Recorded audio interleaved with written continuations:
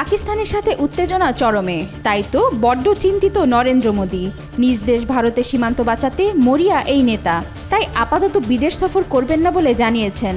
রাশিয়ার ঐতিহাসিক বিজয় দিবসের কুচকাওয়াজে আমন্ত্রণ পেয়েও তা ফিরিয়ে দিয়েছেন মোদী। কাশ্মীরের পেহেলগামে ভয়াবহ সন্ত্রাসী হামলার পর ভারত পাকিস্তান সীমান্তে উত্তেজনা চরমে। ভারত সরাসরি এই হামলার জন্য পাকিস্তানকে দায়ী করছে এবং প্রধানমন্ত্রী নরেন্দ্র মোদী সেনাবাহিনীকে যথাযথ প্রতিক্রিয়ায় স্বাধীনতা দিয়েছেন। এমন সময় এসেছে রাশিয়ার আমন্ত্রণ। তবে ভারতের প্রধানমন্ত্রী রাশিয়ার বিজয় দিবসের সামরিক কুচকাওয়াজে অংশগ্রহণ করবেন না। তার পরিবর্তে ভারতের প্রতিনিধিত্ব করবেন প্রতিরক্ষামন্ত্রী রাজনাথ সিং। বুধবার ক্রেমলিন এ তথ্য নিশ্চিত করেছে। আগামী ৯ মে মস্কো রেড স্কোয়ারে অনুষ্ঠিত হবে দ্বিতীয় বিশ্বযুদ্ধে জার্মানির বিরুদ্ধে সোভিয়েত ইউনিয়নের বিজয়ের ৮০তম বার্ষিকীর কুচকাওয়াজ।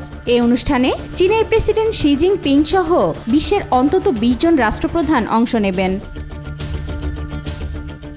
মোদী কেন রাশিয়া যাবেন না তা নিয়ে উঠছে জল্পনা। ভারতের পক্ষ থেকে বলা হয়েছে, কাশ্মীরের পেহেলগামে ২২শে এপ্রিল ঘটে যাওয়া হামলার পর সীমান্তে যে কোনো সময় বড় ধরনের সামরিক অভিযান চালাতে পারে ভারত। এই প্রেক্ষাপটে মোদীর দেশে থাকার সিদ্ধান্তকে কৌশলগত বলে মনে করছেন অনেকে।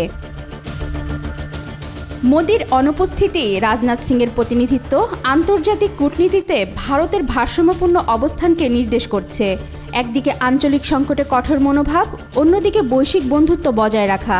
অনেকে বলছেন, পাকিস্তানের ভয়ে আপাতত দেশ ছাড়ছেন না মোদী, পড়েছেন উভয় সংকটে। ওয়াহিদা পারভিন, ঈশিতা, আজকাল।